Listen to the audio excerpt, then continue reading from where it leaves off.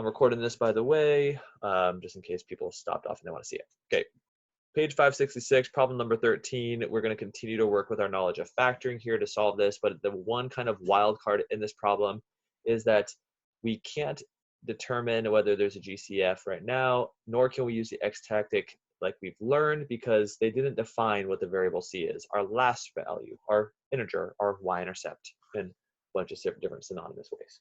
But long story short is, when we were trying to factor all of the above, all of the problems that we've seen thus far, trinomials in lesson 14, we always did the first number times the last number, which in this case is 1 times C.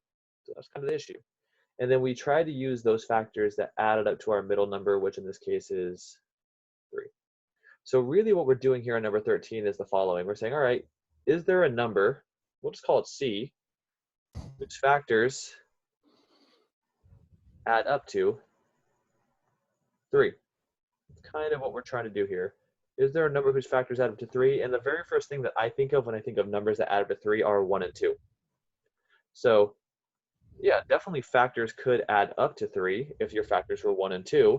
But if your factors are 1 and 2, what would your C have to be? It would have to be, well, the product of 1 and 2, which is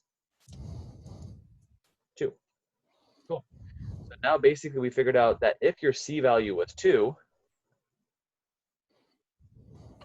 then you extend this polynomial, x squared plus 1x plus 2x plus there's our C value of 2 right there. So C used to be right there.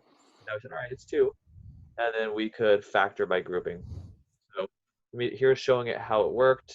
We basically figured out factors that could add to the 3 being 1 and 2.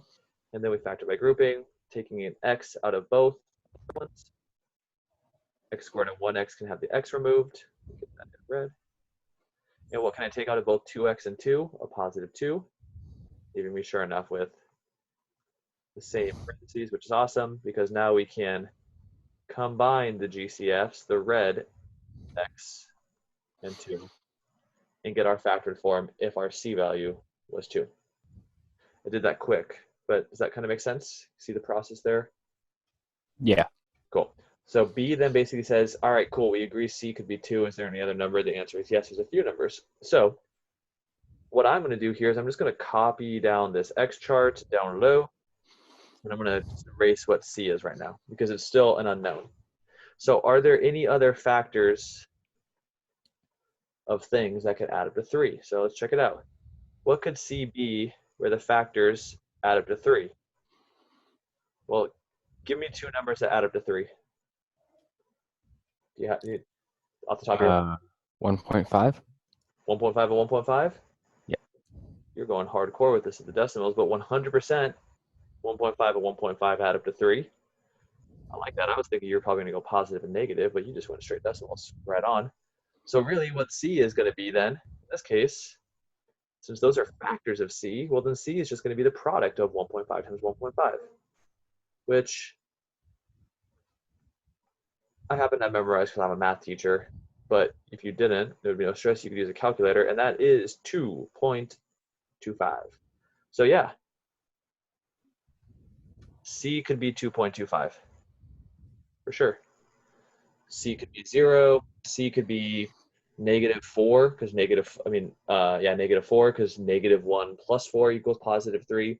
Really, as long as the factors add up to +3, there could be almost an infinite number of C values available for number 13.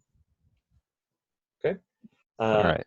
On that note, I will get number 18 done and recorded as a separate video, and I'll post that up a little bit later this afternoon, okay? Okay. I do appreciate your time, and Sydney, if you were here listening to this, I appreciate your time as well, and I thank y'all for stopping by, okay? So have a great rest of your day, y'all. You too, Mr. B. Thanks.